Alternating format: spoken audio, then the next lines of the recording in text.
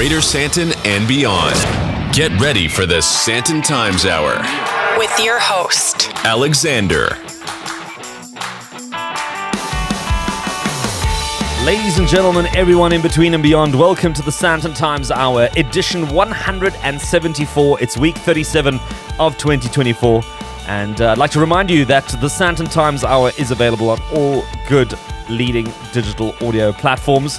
And if you'd like to get in touch, you can do so by sending through your questions, your comments, or your feedback to editor@sandtontimes.co.za. You can also connect on social media at Sandton Times, whatever your preferred platform. And obviously stay in tune and in touch with Sandton on www.sandtontimes.co.za. And a very special welcome to everyone listening for the very first time. If this is your debut on the Sandton Times Hour, well, welcome to you. And I encourage you to make this your regular listening. If it's on radio or online, make sure that you subscribe and share. And of course, if you're a regular listener, well, you know what the drill is. You can just make yourself comfortable. You know where everything is. Just help yourself to the fridge and grab a seat in the corner over there. And you know how things work here. If you're tuning in from Johannesburg and Pretoria, Greater Gauteng, across South Africa, everywhere and anywhere else in the world, online or on air, wherever you are, I'm happy to report that all is well in Sandton land this week. And as you know, Vincenzo is behind the mixing desk again. Vincenzo, good to see you. And, well, you're right, eh? I mean, it's only a couple of days to go before I go and visit your home country. I'm going to really make a plan to go see Bologna, your hometown, but there's a lot planned. I'm off to Italy to go visit a shipyard and to watch one of the world's latest mega cruise ships come to life. And I'll be sharing all of that with you once I'm back. It's going to be really, really fascinating. It's not often that you get that kind of unprecedented access to a ship in construction coming out of the shipyard in Venice. So I'm sure there's going to be really fantastic content coming out of that, and I can't wait to share that with you. But what I can share with you right now is a quick look at the Sandton Times' diary for this past week. And yeah, things are really stepping up in terms of event. We saw Koki Kamala open her first store in Sandton this past week.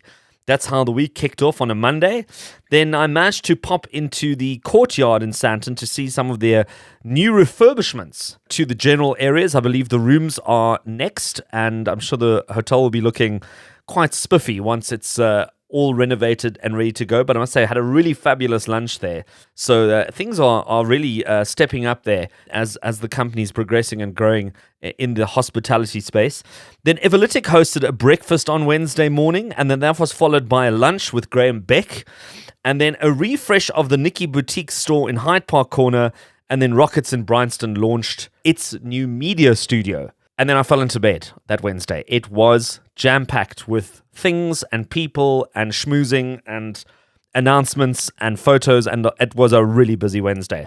So that was the middle of the week. But then to close out the week, Douwe Egberts revealed their new South African-inspired coffee jars. So if you go out into the shops now and you go look for your coffee, your instant coffee, you'll see Douwe Egberts. They've now commissioned a whole bunch of South African artists to do the most beautiful designs on their coffee jars. And we all know we like to keep those glass jars afterwards and put other things in there. Keep an eye out for that. So, who are we talking to this week? What's in the show this week? I know that's what you want to know. Well, in a bit, I'll be catching up with the man tasked with leading the change underway at one of South Africa's major shopping malls. All the details coming up in a bit. Then on the 1st of September 2024, we marked International Cap Classique Day. I'll be sharing an interview with one of South Africa's leading cellarmasters to learn a little bit more about Cap Classique, so stay listening for that. Then for those who subscribe to the weekly podcast release, I'm going to be giving you some bonus content looking at the state of high-speed internet in South Africa. So get onto the Spotify or Apple or Podcast Party or any of the leading podcast platforms and you subscribe, well, you've got a little bit of extra to listen to this week, which is going to be really interesting. And finally, I chatted to coach of South Africa's Olympic swimming golden lady in Sandton, and I'll be sharing that interview with you too. So tons to listen to, all of this and more in the next hour. The best of Sandton and beyond. You're listening to the Sandton Times Hour. So Fourways Mall is one of South Africa's largest shopping centres and continues to evolve. And after a debatable, difficult period Following its major upgrade, the mall will see further enhancements and tweaks to put it back on the map in Greater Sandton, of course, in South Africa. And with the appointment of Flanagan Gerard, as well as the Moolman Group, the mall is setting itself up for a turnaround. And joining me to discuss this is Paul Gerard. He's the Managing Director of Flanagan Gerard, developers that work on all facets of retail property development. And Paul, it's great to have you on the Sandton Times Hour. Yes, thank you for having me. It's great to be here. I look forward to conveying a positive message about Fourways Mall and maybe giving some insights into what we're doing. Paul, that would be fantastic. But I think before we get into the meat of things, I think it'd be quite good to contextualize Flanagan and Gerard. I mean, I know some of your properties in Sandton. I know that Morningside Shopping Centre is one of yours. And that's one of those malls that you've actually been running very successfully. It's one of those that I keep referring to. Thank you for referring to it. I think retail is a very fluid space, and what's great today is not necessarily great tomorrow. So we just try to stay relevant and bring the consumer what they want. Obviously, there's a few touch points that the consumers like. Convenience. At Morningside, we've made parking bays wider, which would assist with there's a lot of SUV drivers in that area. So it's a nicer experience, and I think that's what we try to do, is make it a better experience for the customer. Well, I know there's also a lot of supercar drivers, and I think they enjoy the fact that they can park their car right outside of Tasha's. But Paul, we're not going to get into that right now. So let's get back to Fourways Mall, which is your latest child that you're looking after. Is it fair to say that the mall had been on a bit of life support, and is it possible to reimagine such a mall? Yeah, probably not right for me to disclose too much, but it certainly wasn't in a fantastic place. There was a lot of tidying up to be done, especially back of house areas, just to make it more user friendly. But really what Fourways Mall needed was what the consumer's telling us it needed, which was better lighting, better directional signage, better parking, or better traffic flows within the parking areas. Aside from tenant mix and that, just basic touch points. What does the consumer want is what we need to bring to Fourways. So we focused that, and you'll see there's been a large improvement in lighting in the parking areas recently, but it's a process because it's a big shopping centre and there's a lot of work to be done, but we're underway. Well, I remember last time I was there, I was doing a lot of walking. It's an incredibly large shopping centre, and it's quite a bit of space to cover. You said you would be getting some feedback from shoppers, obviously what they want, but I suppose it's a bit of a two-way street, because you've also probably had to also field some feedback from retailers who've either been in the mall or were thinking of getting into the mall. Yes, no, retailers, that has been an interesting one. So we've concluded about 20,000 square meters of retail space this year for renewals of tenants, where a lot of the retailers were thinking about leaving the shopping center because of their experiences. And fortunately, since we've been on board, they've chosen to stay and renew their leases. And there's been a whole bunch of new retailers that have expressed interest in the mall. I think if you look at it holistically, it's in one of the best trade areas if you're a retailer in the country. If you look at the customer that surrounds it, that lives in from Stain City, Dainfern, Fourways Gardens, Lone Hill, Fourways itself, and all the smaller estates in and around that area, it's got a great market. It's got fantastic access off 3 provincial roads, being Winnie Mandela Drive, Fitkoppen Road, and Cedar Road. So if you look at the basics, the fundamentals of what we look at for shopping centres, it's got everything that's needed to make it successful. What it was doing is it was not listening to the customer in terms of the shopping experience. And, when people would have a great shopping experience and then spend 3 hours looking for their car, that turns into being not such a great shopping experience. So we have to improve that, and that's what we're doing at the moment. Well, I suppose you come in with also, once again, a bit of a double-edged sword. On the one hand, you've got a lot of successful retail operations that you have in different parts of the country, and they're doing very well from what I see. Coming into a space like this, there's almost this anticipation that you're going to wave a magic wand and almost apply your secret sauce to Fourways Mall and do the same. Is it as easy as Yes. that? And what is that secret sauce? What do you think that you've gotten right in terms of putting together a shopping mall that makes it work? There's no secret sauce to what we do. What we do is we're passionate about what we do.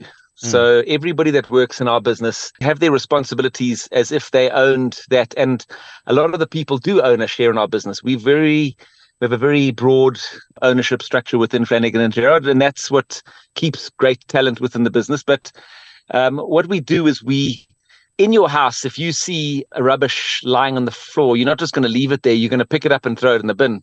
When I walk my shopping centres with our centre managers, we pick up litter that's lying on the ground, even if there's a cleaner nearby, because we shouldn't be expecting somebody else to do something that we're not prepared to do ourselves. And that's the philosophy we have within our business. And the reason we partnered with the Moormans on this is that they have the same philosophy. They just do it in Afrikaans. All right. Well, we'll take that as some a good token for the mall going forward. Paul, maybe just touch on some of the additions that you're looking to bring in that you're hoping are going to sort of be a fundamental attraction. I mean, I've read things about paddle courts. I've read things about sort of, entertainment for the adults, entertainment for the kids. Is there some stuff that you can share with us that you feel is going to be that sort of magnet that'll hopefully add to the existing retail mix? So I think with Fourways Mall, you've got to look at it differently to how it's been looked at previously. It is one shopping centre, but it's actually a collection of shopping centres that all interact with each other. And I'll give you the big easiest example to imagine is the entertainment section, which includes Flagship Bounce, Ster-Kinekor, Adventure Golf, that kind of stuff. Probably the best entertainment section for a regional mall in the country, if you compare it to the others. And people will go there and go in and out of that space without ever interacting with the rest of the shopping center. And so that is its own node. And there's not a lot that we need to do to improve it apart from maybe, and we've been talking to all the retailers, Ster-Kinekor upgrading their cinemas and Adventure Golf doing an upgrade of their holes. What we are doing though is we're putting in a drop off and go that would land around with a traffic circle that sits around the entrance to Bounce on the outside where the Altitude nightclub used to be. The nightclub Altitude is closing down because it's not the right environment for a family-oriented space. And so that will become, like Monte Casino, have that drop off and go in front of their space where Ubers can drop off, pick up people, and where mommies can drop off and pick up kids. We're adding that there in front of between the Adventure Golf and Fourways Mall. So that'll be operational before the end of the year. But then there's the other nodes. So there's the major fashion node. There's the commuter node, the Checkers, Woolies, Dis-Chem stretch, which is the old mall, which if you walk there now, we've let every shop along that stretch. So before the end of the year, it'll be fully open. And what's happening in the space with the airplane is something that I don't want to disclose just yet because it's exciting, but it's too early. What I can tell you is that the paddle courts on the far end where the taxis used to park by the Woolworths upper level parking, there's going to be 8 paddle courts run by Match Paddle. They open on the 1st of November.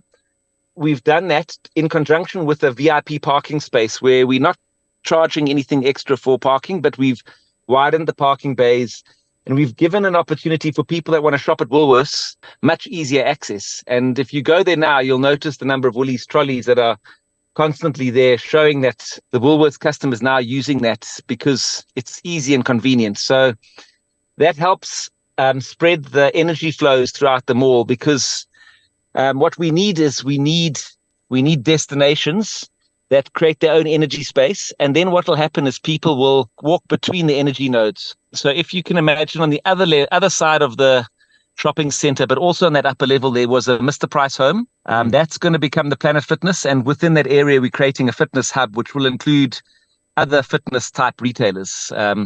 Whether it's a Burnt, like we've got a Burnt at Morningside Shopping Centre, which is that new high-end athleisure brand for the mommies, or whether it's a Wellness Warehouse, and Wellness Warehouse are coming into the centre fairly soon. That will be its own node. And then in the central space, above the court, we're creating a collaborative workspace, and we're just thrashing out the details of that with an operator at the moment. So we'll announce that when we're ready. But ultimately what we're doing is we're creating spaces that will bring more people to Fourways Mall on a daily basis. And that's really what Fourways Mall needs at the moment. I'm chatting to Paul Gerard, Managing Director of Flanagan and Gerard, about the future plans for Fourways Mall. We're going to take a quick break and more of this conversation straight after the break. Stay right where you are. You're listening to the Sandton Times Hour. I'm picking up on my chat with Paul Gerard, Managing Director of Flanagan and Gerard, a company that works in all things retail and property development, and one of which is Fourways Mall, which is undergoing some developments. And we touched on some of the things that are coming your way at Fourways Mall. Paul, what are some of the major trends that you're observing in retail? And I'm assuming that you'll be bringing or integrating some of those trends into what's happening at Fourways Mall? That's a good question that you ask, actually, because this question gets asked throughout our industry. But ultimately, retail is evolving to a point where it has to have a unique selling point. What I mean by that is that you can buy most stuff online. If you want to buy stuff, you can buy it online. Now, you obviously can't have a cup of coffee online with your mates in a coffee shop environment. And so where is retail going? It's becoming a much more experiential space. So we're encouraging retailers to focus on customer experience within the store, where specialist type retailers can bring in new technology to assist with the purchase. I'm going to give you an example. Maybe a footwear store might have a treadmill with lots of cameras around it, which would show the gait of the consumer and then give you the best possible shoe that would work for you as a customer. You can't do that online, but you can do it in store. So retail is evolving. And when we talk about entertainment within shopping centers, it's not necessarily just movies and 10-pin bowling. It's the experience that the customer has within the range of stores that they're prepared to shop at. I guess that's the evolution. That's what we're encouraging retailers to do. Coupled with that, what the landlord has to do is you need to have Wi-Fi for the customer. Shopping these days is not just walking into a store. A lot of the time, it's looking online while you're in the shopping center, looking at various things. I know my wife does it all the time. And so Wi-Fi is a critical element of the shopping experience, especially in South Africa. And so we've recently introduced that at Fourways Mall. Then obviously we've also just recently brought Admit, which is a ticketless parking solution in, so that the customers that don't want to have to open their window when they go into a shopping center can do it now with Admit. And we chose Admit because they are the most relevant in Gauteng. They look after Mall of Africa, Sandton City, Morningside Shopping Center, and so on. Now Fourways Mall as well. And so it's the consumer is demanding certain experiential elements within the shopping center for them to want to shop in that particular shopping center. And as a super regional, you need to have all of those elements attached. And that's where Fourways Mall is going to evolve. The beauty about Fourways Mall is there's a lot of vacant space. So there's quite a big canvas for us to bring in some cool experiences. And that'll evolve over time. It sounds like it's not just about the big things. It's also about the small things that actually seem to be making the difference. It's a collection of lots of small marginal gains. We're not going to be able to turn Fourways Mall around with one big thing. And I think the previous owners, they saw Kidzania as being that big thing that was going to make Fourways Mall great. I mean, I'm not suggesting that Kidzania is not a great thing, but we've got to have the best experience in lots of spaces. So there's a lack of quality restaurants in Fourways Mall. If you want fast food, there's plenty of fast food, but there's no Tashes. And so our next job is to bring that in. There's also quite a big trend towards specialist food retail. And I mean more like deli, specialist butchers, specialist fishmongers, chocolatiers. Like at Morningside, we've got a whiskey bar. There's definitely been a trend towards specialist food retail. And the View, which is that side on the corner of Bitkoppen and Cedar Road, is going to be that space where we're going to bring in some really cool specialist retail. That will then complement with a VIP parking will complement that customer. The customer will appreciate having wider parking bays if they're coming in their Lamborghini SUV. There are customers there that live in those areas that have those cars that are currently shopping at Mall of Africa and Sandton City. And so we've just got to provide an offering for them to want to come shop at Fourways. And so that's coming.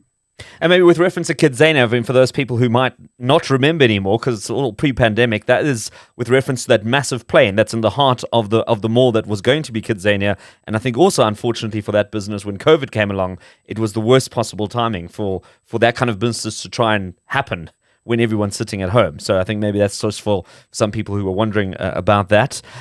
Paul, maybe as we get to a close as well, what are your timelines like in terms of implementing all these ideas? And when do you think people will start seeing the new Fourways Mall, or the reimagined Fourways Mall, as we might call it? Yeah, well, it's happening. So if you were to go to Fourways Mall now and you were to go into the entertainment entrance, there's 2 clear lanes in and 2 clear lanes out without having to go around columns that are a bit obstructive. We now are currently busy painting the parking levels so that they're all a different color. The previous idea with parking was that they had zones of color. So you could be on level 4 and level 3 would have the same color.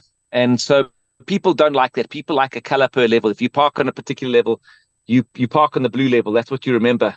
And that's why there's been a lot of angst amongst the customers, is because they said, but I parked in the yellow level. Which level on the yellow in the yellow section did you park? And that was the problem. So we've changed the whole mindset there. So you can see it now. By the end of the year, by December, there will be a noticeable difference. By the end of 2025, we'll be close to other dominant regionals in the country, like Sandton City, Eastgate, Mall of Africa, Menlyn Park, in terms of experience, if not at the same level as those shopping centres. And we think because of the canvas that we have now, we're going to be the dominant shopping centre in the country within about 3 years.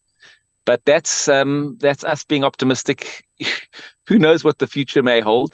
Fortunately, the retailers are excited to be working with us. And, we've got the basics. The fundamentals are there. We just need to make the customer experience better and then bring a few really cool, unique retail concepts to the shopping center to make it a proper experience. And then obviously, then it's up to the customers to come and join us. I think. I don't know. What do you think?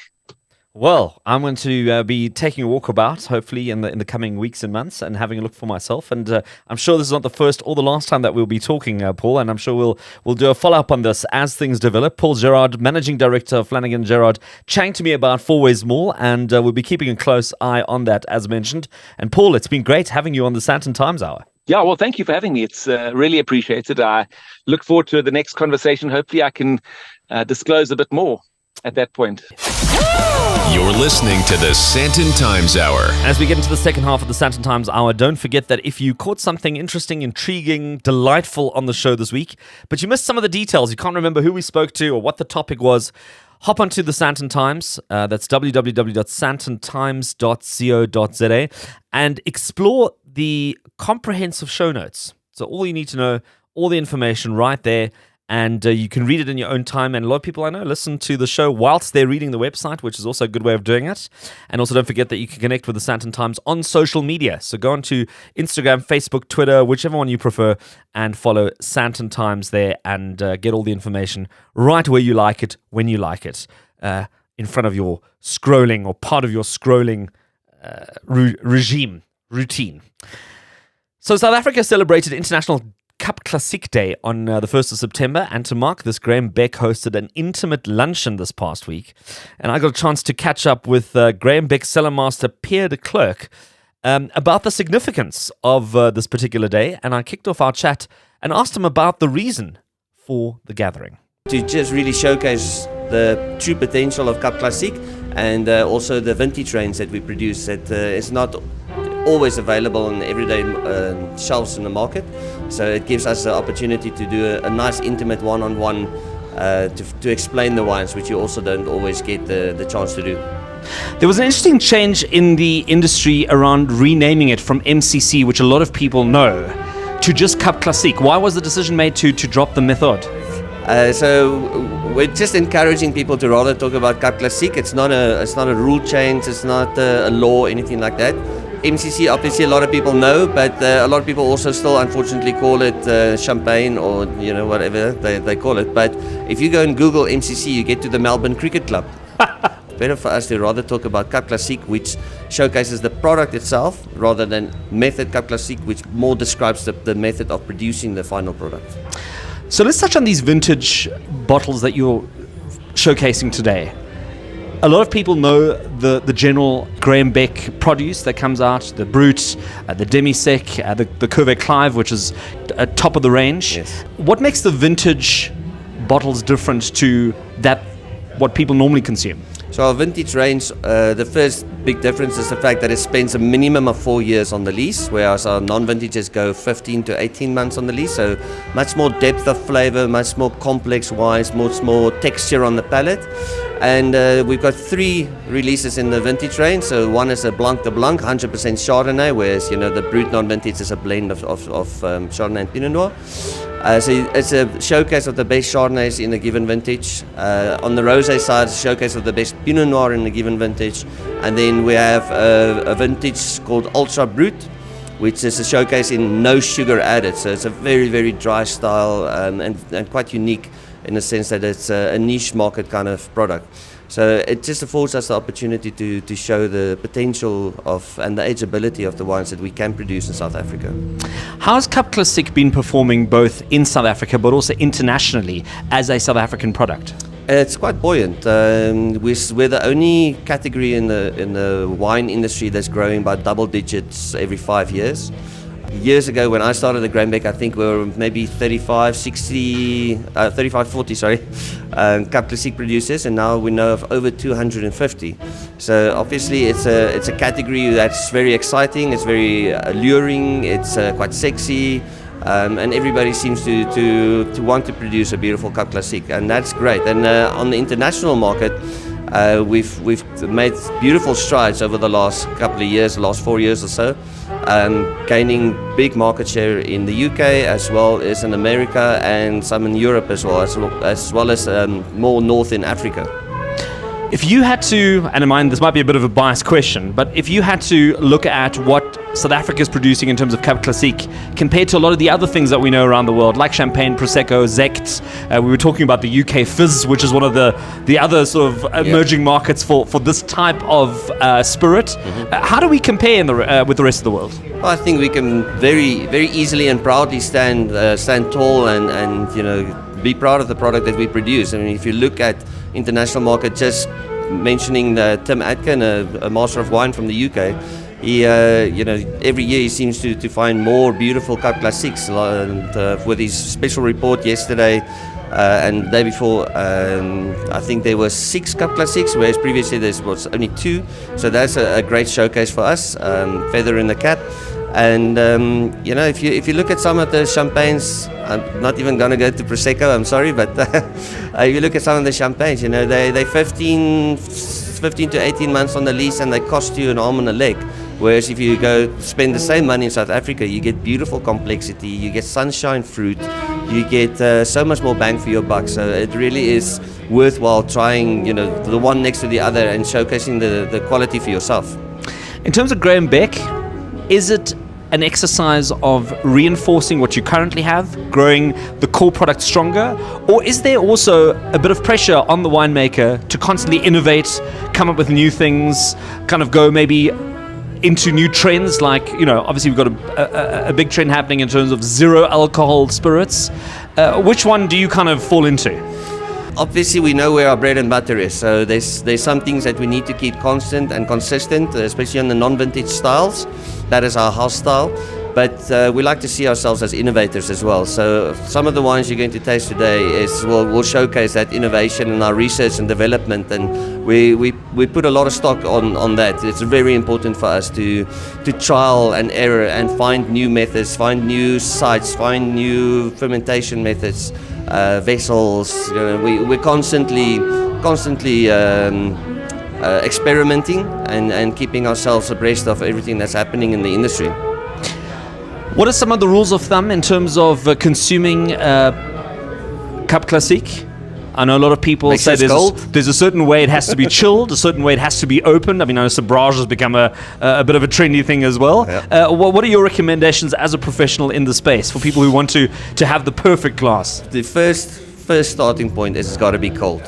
Served between 8 and 10 degrees Celsius is perfect, even if it's a vintage. We're in South Africa, we've got warm days, even in winter time we've got warm days, so it's better to start too cold than too hot. Don't put it in the freezer. Because inevitably somebody forgets a bottle, like me. I do that all the time. My wife will remind me. So don't put it in the freezer. Rather put it in an ice bucket with ice, water, and a bit of rock salt. The salt helps to speed up the chilling process. Have good friends with you. Drinking alone is fairly frowned upon. So if you have a big group, open some magnums. It's really cool to have magnums. Try not to pop the bottle. The more you pop, the more CO2 you lose instantly. If it's a soft opening, then the CO2 takes longer to be released. And do the bar pour. So if I can show with the mic, like that, instead of the beer pour where you do a lot of foam. So the softer and slower you pour, the more joy you will get out of the bubbles itself. And keep the bottle cold, and don't try the spoon in the bottle trick. It doesn't work. It's not necessary. And in terms of the glass, flutes versus the sort of slightly more white wine / red wine shaped glass, if I can use that kind of terminology. Yes, 100%. The flute, I don't want to say it's passé because, a lot of people still love using the flute. It's lovely to look at the beads of bubbles going up to the surface, but it serves no purpose to enjoy the actual wine. I always recommend a nice white wine glass or even a red wine glass, whatever is your preferred glass. The most important part is that the rim at the top must be nice and smooth and thin, rather than one of those thick lip glasses, because the thick lip glasses tend to burst more bubbles and then you enjoy more CO2 than actual bubbles. Personally, if I'm going to serve you a glass of Cap Classique, it's going to be in a sort of smaller white wine glass. We certainly know people are going to be popping some bottles for the festive season, obviously going into New Year. What are your plans looking like for 2025? Any major things on the horizon, things that you're looking forward to? We've got a few new sites that we're going to be getting grapes from. We got some very exciting production methods that I'm not going to speak about yet because we still have to trial and like I say, we go in trial and error base. Yeah, very, very exciting, and the season so far is looking great. The vines haven't even budded yet, so it's quite a late start. If you look at the nut trees around, they're almost 25 days later than last year. So I think we'll get a later start, although all of that can change very quickly in December. But that normally is a beautiful indication of a great vintage. So we're hoping for the best quality that we can muster out of our vines. That was Graham Beck Cellarmaster Pierre De Klerk chatting to me at a luncheon this week where Graham Beck also released 3 new bottles for you to try. So something very special that they've been working on. And we'll put the details on the Sandton Times website this week so you can find out a little bit more. Thank you, Alex. I love your professionalism and thank you for having me on.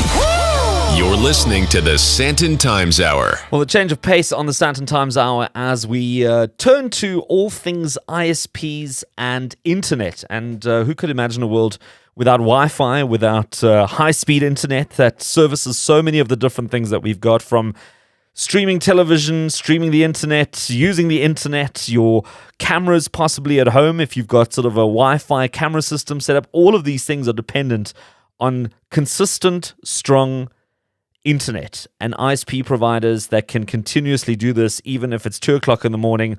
And I thought, what a great opportunity to chat about this as Cool Ideas, one of South Africa's leading ISPs, walked away with Ookla's Best Fixed ISP Award for 2024. And here to chat to me about the state of fiber and the future of fiber and all things internet is Sydney McGeer. He's the CTO of Cool Ideas. And Sydney, it's great to have you on the Sandton Times Hour. Yes, hi. Thanks for having me. Sydney, what does this recognition mean to you as Cool Ideas? And what is this? How does this motivate you to take a one step up? Because that's always the thing with awards. I mean, getting one is great, but it always sort of then pushes you into the next phase of how do we now stay on top and maybe move one thing up? Yes, of course. Great question. I mean, for me, it's basically the culmination of years worth of hard work, I guess. Very much lines up with our strategy over the years of prioritizing what our core product is, which is essentially your bandwidth, your connection to the internet. If I had to summarize, what I think of as our core deliverable, I would say it's unfettered access to the internet. When we started, uncapped was still a relatively new thing in the ADSL game. It had been around for a few years, but anytime you went up to more than a 50 meg line, which was rare in those days, it was always with the proviso of, well, you only have 100 gigs or 50 gigs and you've got to buy a top up. And we sort of made our name in the early days being an uncapped, purely uncapped fiber ISP. And I guess, that vision just stayed with us over the years and resulted in whenever it came to decide, should we invest more in our infrastructure to be able to provide more bandwidth? The answer was always yes. And prioritizing that, I think, is directly, correlates with this award. Not a lot of people might know the company Ookla, but speedtest.net is a well-known site, and it's sort of like one of the de facto speed test kind of sites that you can use these days.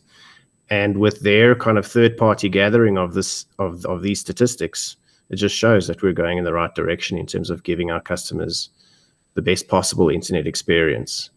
if I had to think back to, pre-fiber days when we still had ADSL, it was all about shaping your traffic. Like if you were a heavy downloader, you might run out of bandwidth or be throttled after a while. And we just decided, no, we're not going to do any of those things. We just give you complete direct access to the internet.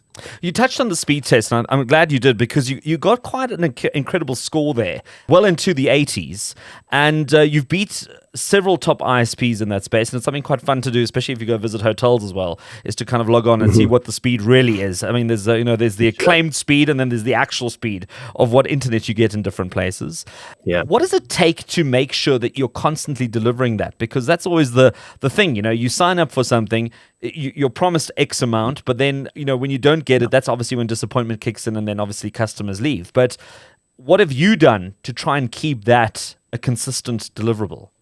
At least half of our challenge is sort of in educating customers what is an ISP's role in this whole fiber product that you're getting. If you think about it, let's say OpenServe or Vumatel, they'll build a product called a 100 meg fiber product, and they're basically responsible for setting that speed, right? But it's very possible to have a 100 meg Vumatel line, but yet your ISP struggles to actually deliver the full use of that 100 meg line. And so we've tried to sort of educate customers over the years to try and say, like, not all fiber networks are the same, and similarly, not all ISPs are the same. It's quite possible to end up with, let's say, a 100 meg line, and you're rarely ever breaking 50 meg on a speed test. And basically what we do to try and ensure that we can give you, the speed you're paying for is, firstly, it starts with our agreements with the various fiber network operators. Like we'll have a connection with them that we ensure is big enough to carry all of our customers' traffic. From there, it's to the various local sites, whether it's a big player like Microsoft or Google, to stream your YouTube videos, or even the likes of Netflix, which over the years have increasingly realized that South Africa is a growing market and have put down equipment locally, so that when you're streaming your Netflix video, it's not coming from overseas, it's coming from a box in the country. Various things we've done over the years, partnering with Netflix.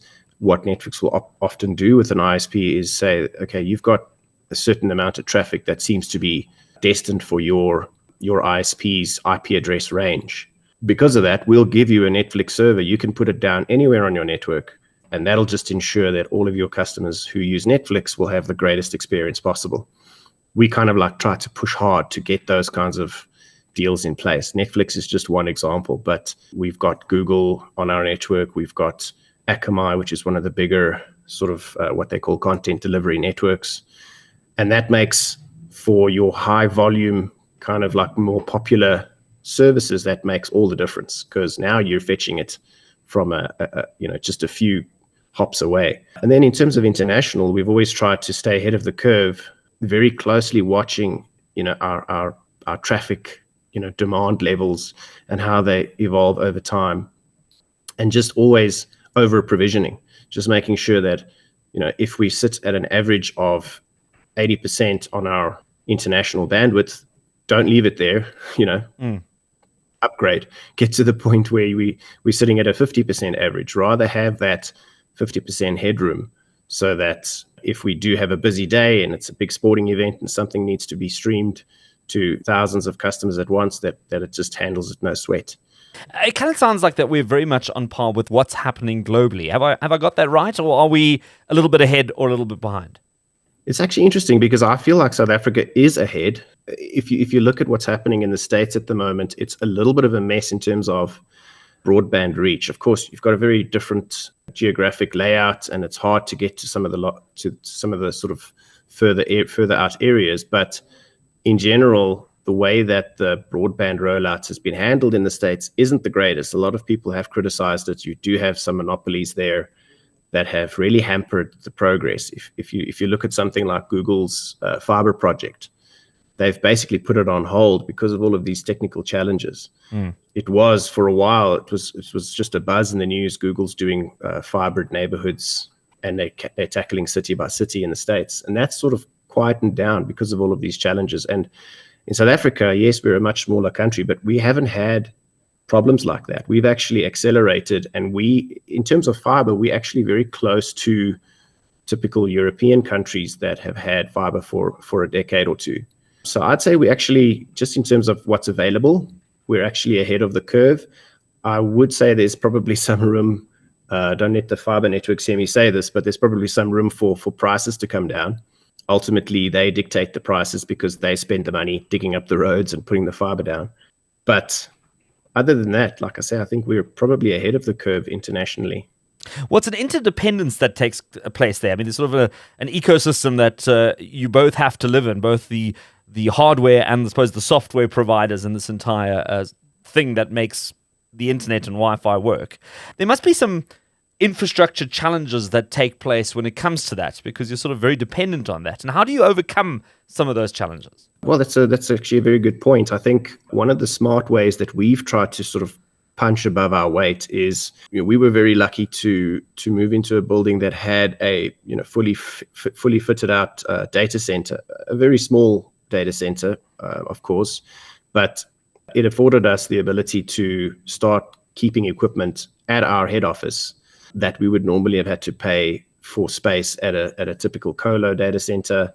The prices there are obviously very linked to your electricity usage, and with electricity prices going up, does start to become a concern. And then, of course, you have to factor in all of the additional costs like transporting the traffic to and from that data center. So us having our own sort of mini data center has helped us, stand apart from the rest of the ISPs. We've been able to just walk downstairs, take a Netflix server, plug it into our network, and literally within hours, we've got another Netflix server on the network. So being clever about how we solve those kinds of problems has really helped us. And the other thing that we've also done is, I guess, because we were all sort of techies, the four directors that kind of started the company, we've all sort of been long-term friends, and we've always had that tinkering spirit where we kind of want to build it ourselves. We don't necessarily just want to pay an external company to take the problem away for us. We like getting stuck in the problem, and that's evidenced by like how active our directors are on places like My Broadband, on the forums. We actually directly interact with our customers. They'll give us feedback on a particular game they're having a problem with, or a particular site they're having a problem with, and we'll directly sort of respond and react and make changes because of that.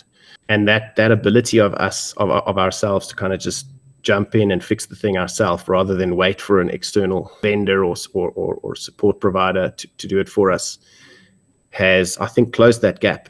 We would often find a device out there that's not as popular, but it outperforms something more mainstream like a Cisco, but it outperforms it 2-to-1.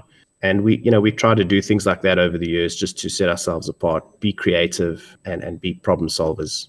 At a recent content creator workshop that I attended, there was talk of 4K and 8K devices where you can take all this incredible content. And of course, it's all fantastic if you can shoot in such high resolution. But then the big question is there any device or any platform that can actually deliver any of it? I mean, is it not a little bit of overkill? Why not just record it in 720 or 1080 and at least you know that someone's actually going to be able to watch it? And off the back of that, yeah. I need to touch on how much faster or how much more can the network deliver, in your opinion, going forward? I mean, you've already got some impressive average download and upload speeds on the Cool Ideas system.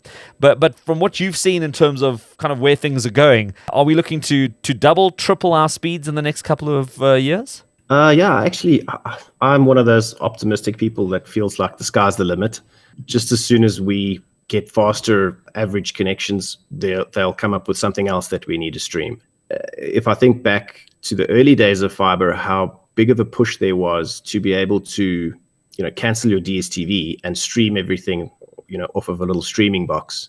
That is definitely still alive. People do want that. I guess you make a very good point about 4K and 8K.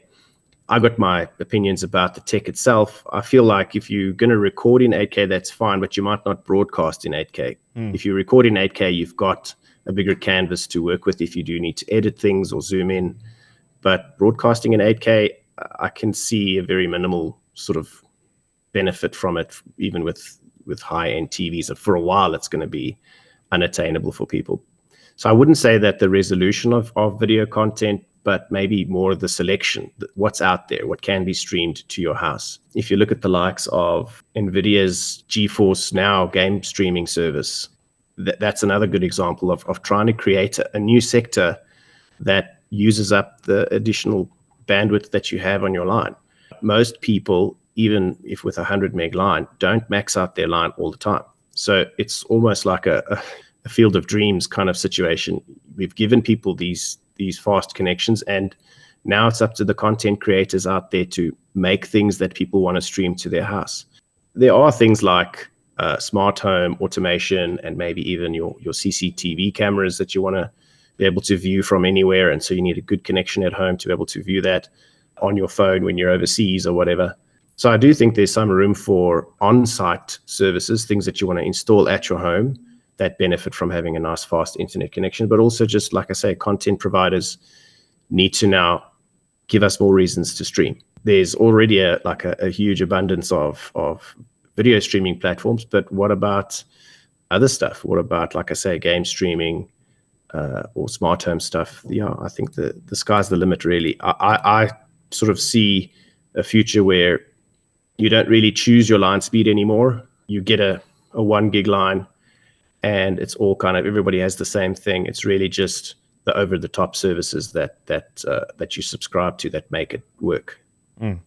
Well, there you have it, a bit of an idea of the layer of the fiber, to use a bit of a common phrase. Sydney McGeer, CTO of Cool Ideas, they've just walked away with Ookla's Best Fixed ISP Award for 2024, and certainly a person who is in the best position to give us an idea of where we're at and where we're going. And Sydney, it's been a pleasure having you on the Sandton Times Hour. Thanks so much for having me. You're listening to the Sandton Times Hour. Under Armour hosted an intimate celebration of their flagship store in Sandton City for Tatiana Smith. Now, one of the most significant relationships in Tatiana's career has been with her coach, Rocco Meiring. Many might have gotten to know him through the Mnet miniseries that I've also spoken about in the past, called Outside Lane. If you haven't watched it, do yourself a favor, hop on to catch up on DSTV. Watch Outside Lane. It's a really fabulous short series. I think there's only 4 or 5 episodes. And you'll get to also know about the people behind the people that we know who are winning those medals. There's an entire team that makes this happen, and Rocco Meiring is one of those. And I sat down with Rocco and asked him about his newfound fame. It's not my brainchild, I can assure you that, number one. Number two, it was with great reluctance that I participated. It's the brainchild of Idea Candy and the director Mike and Richard. And I think, even though I cringe about seeing myself, I think it's important for people to get a better understanding of what it takes if you want to go on an Olympic journey and what the preparation is all about, and behind the scenes what the athletes go through. Those are the things that are the make or break aspects of actually finishing the journey of becoming an Olympian. Are you glad that you agreed to the series? That's a difficult question, whether I'm glad. I'm not glad to see myself on TV. I cringe, as I said. But I do think it helps the sport. And if it can help a few young athletes and or coaches to get a better understanding of what are the aspects behind the scenes, then yes, I think it serves a purpose. Being the very disciplined and very structured man that you are, and it comes across in the series that you obviously have been doing this for a very long time, were there some very strict rules that you put in place with the team when shooting the series? What they could and couldn't do, and how much you were prepared to sort of open up the swimming pool to them? Yes, we went through quite extensive discussions before we agreed to it, and they were very clear off-limits aspects, and also when it could be aired, how many times they could come and film, and what times. We didn't really want them to be there because, as I said on the series, some of the sessions are not for public viewing. It became very clear when you watched, I think, especially episode 1 and 2.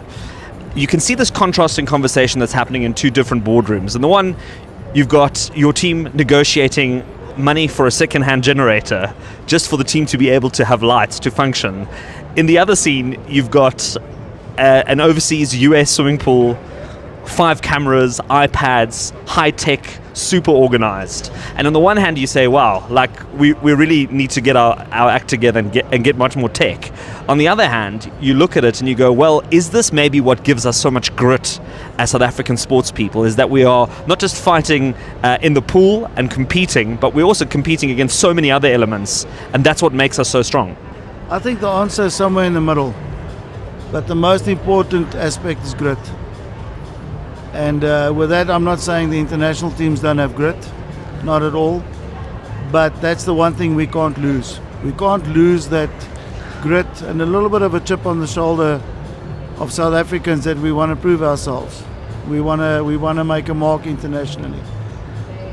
But we also need the support and we need the infrastructure to keep pace with the rest of the world, because they are moving. High performance is a moving target, and you got to keep pace. Otherwise, once you're off the pace, you're gone. It takes years and years to get back on. It does make it difficult for a coach like me if you're not sure whether you're going to have at least the bare essentials to be competitive. That breaks you, because you see the talent, you see the grit, but you're not sure whether you have the bare essentials. And I think that's what most of the sports in South Africa are looking for. Just give us, number one, the bare essentials, and number two, give us the assurance that we will have it on an ongoing basis. We won't have a stop-start approach to it, so that we can plan. We can plan a 4-year or an 8-year cycle.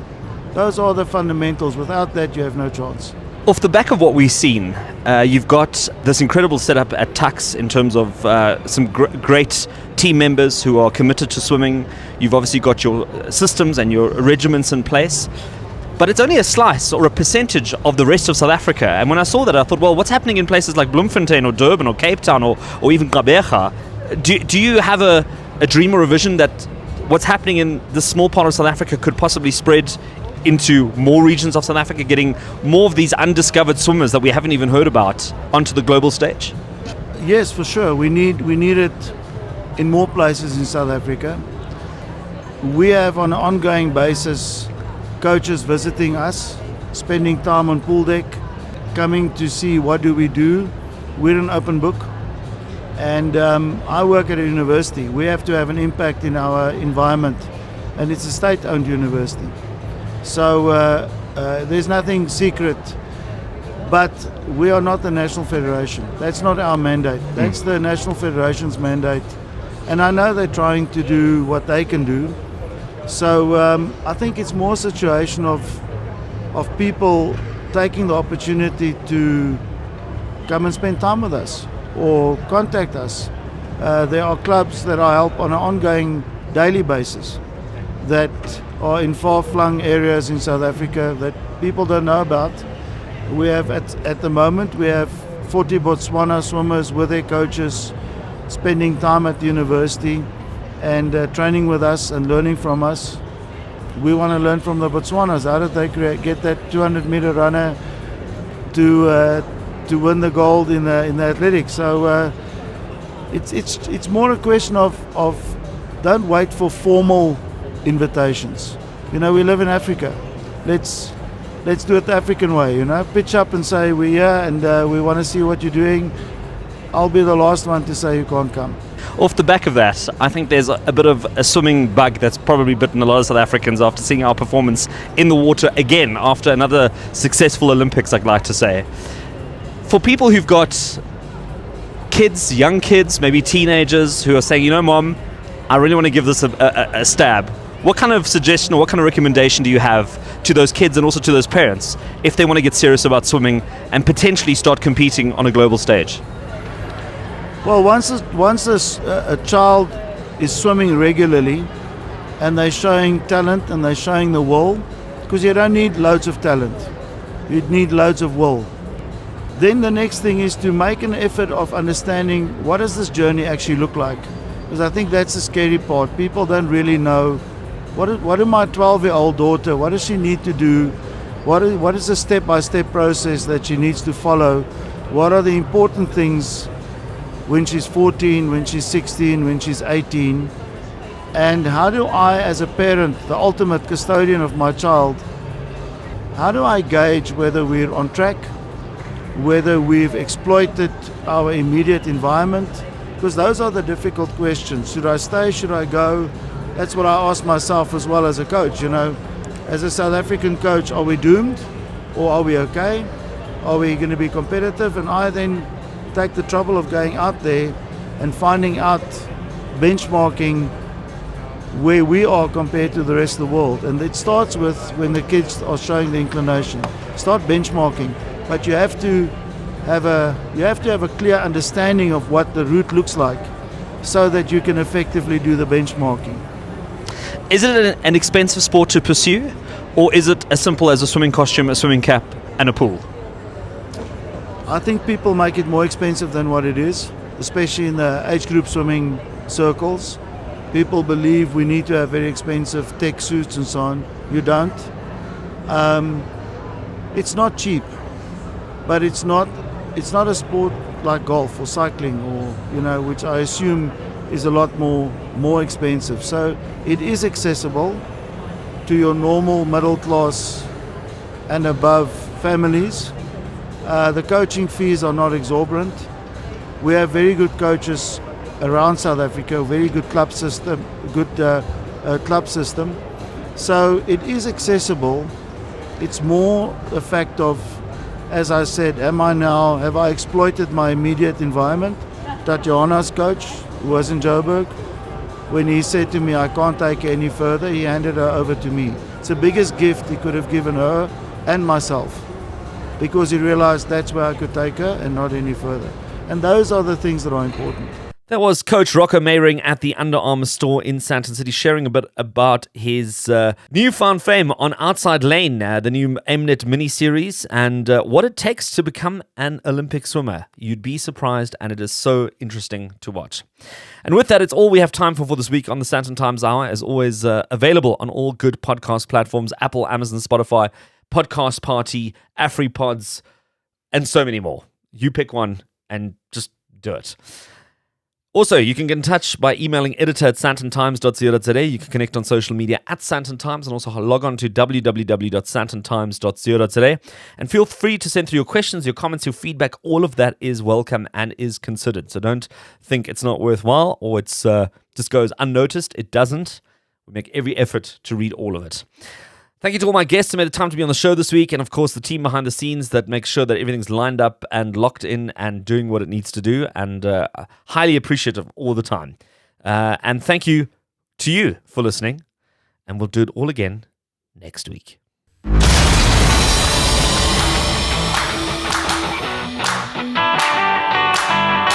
That's it for this week. Thanks for listening to the Sandton Times Hour.